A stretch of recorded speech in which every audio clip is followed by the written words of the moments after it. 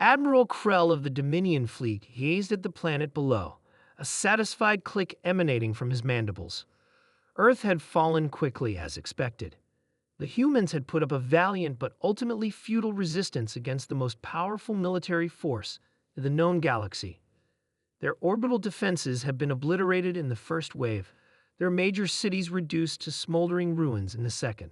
Signal to High Command, Krell ordered his communications officer. Earth is subjugated. Resistance has been neutralized. His second-in-command, Commander Vex, approached with a data tablet. Sir, preliminary reports show scattered human military units still operational in remote regions. Krell dismissed this with a wave of his claw. Inconsequential. Their governments have surrendered, their space force is decimated, and their population centers are under our control. Deploy occupation forces and begin resource extraction. Vex hesitated. Sir, our intelligence suggests humans may be unpredictable when cornered. All species are unpredictable when cornered, Krell replied. That doesn't make them dangerous. The fight is over. 3 months later, Krell was summoned from his comfortable administrative post on the Dominion capital world back to Earth orbit.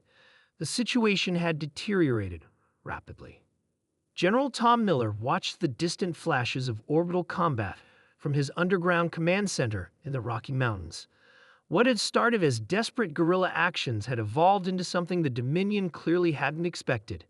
A coordinated global resistance that was actually winning. Status report, he ordered. Colonel Jack Barnes straightened. Operation Lazarus is proceeding ahead of schedule, sir. The Dominion expected us to use conventional warfare doctrine. They weren't prepared for humans being humans. Miller nodded. The aliens had conquered countless worlds across multiple star systems, all following predictable patterns of warfare based on established military hierarchies. What they hadn't encountered before was a species that, when official resistance collapsed, simply ignored the surrender and kept fighting anyway. The Australian Outback units have successfully deployed the reprogrammed Dominion drones. Barnes continued.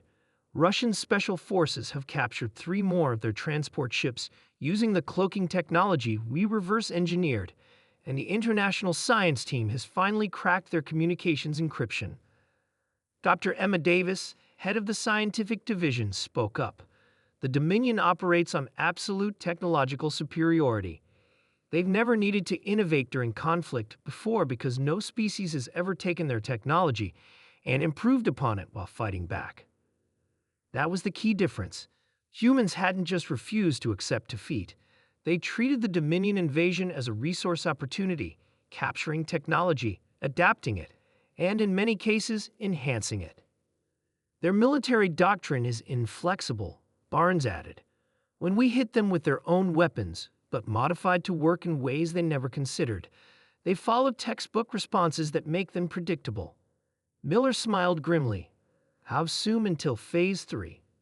The Civilian Engineering Course has finished adapting the Dominion shield technology to our remaining nuclear arsenal, Davis replied.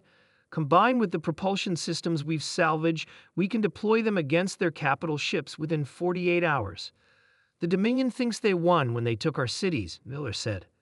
They don't understand that humans have never been defined by our infrastructure. We're defined by our stubborn refusal to stay down. Admiral Krell could scarcely believe the reports. In just 3 months, his subjugated planet had become a nightmare. Dominion occupation forces were under constant attack from enemies they often couldn't even see. Human civilians had somehow learned to disrupt Dominion communications, disable Dominion weapons, and even reprogram Dominion security systems. How is this possible? He demanded, slamming a claw against the command console. They surrendered. Commander Vex, who had remained on Earth during the occupation, looked haggard. Their official governments surrendered, yes, but humans don't actually seem to require central authority to organize resistance. They adapt, individually and in small groups. That's anarchic. No species can wage effective warfare without centralized command. The humans can, Vex replied simply. And what's worse, they learn. Every piece of technology we deploy against them eventually shows up in their hands, modified, often improved. They've turned our orbital defense satellites against our own ships. They've reconfigured our energy shields to work with their primitive nuclear weapons. A tactical officer interrupted with fresh alarm. Sir, multiple incoming projectiles detected. They appear to be our own transport ships. Krell stared at the view screen as the unmistakable silhouettes of Dominion vessels approached his fleet at attack velocity, piloted by humans. Impossible, he whispered. The first wave hit before countermeasures could be deployed. Dominion ships, retrofitted with human improvisation, slammed into the fleet's defensive perimeter. They weren't just using Dominion technology. They were using it in ways the Dominion had never conceived. As his flagship shuddered under attack, Krell finally understood his fatal error. The Dominion fought wars of conquest with overwhelming force and technological superiority. Humans fought wars of survival with desperate innovation and relentless determination. Send a priority message to the High Command, Krell ordered, watching as another of his ships erupted in flames. Earth resistance far exceeds initial assessment. Request immediate reinforcements and full war protocol authorization. Vex looked at him grimly. It may be too late for that, sir. The humans have already decrypted our communication protocols. They're broadcasting on all Dominion frequencies. Broadcasting what? A message, sir. The same one, repeated in every human language, and then in our own. You thought the fight was over. It's only just beginning. 6 months after the initial invasion, the last Dominion ship fled Earth orbit. What had begun as a routine conquest had ended in the first defeat the Dominion had experienced in 500 years of expansion. In the rebuilt United Nations chamber in Geneva, General Miller addressed representatives from every surviving human government and resistance group. The Dominion made a critical mistake, he said.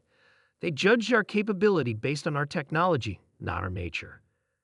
They thought destroying our military meant winning the war. He gestured to the holographic display showing the captured Dominion vessels now being studied in shipyards around the world.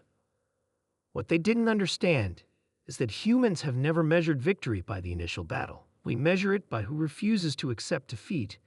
They thought the fight was over when our cities fell, but that's when humans actually started getting serious. The chamber erupted in applause as the first human-enhanced Dominion ships prepared to take flight, not just to defend Earth, but to take the fight to the stars.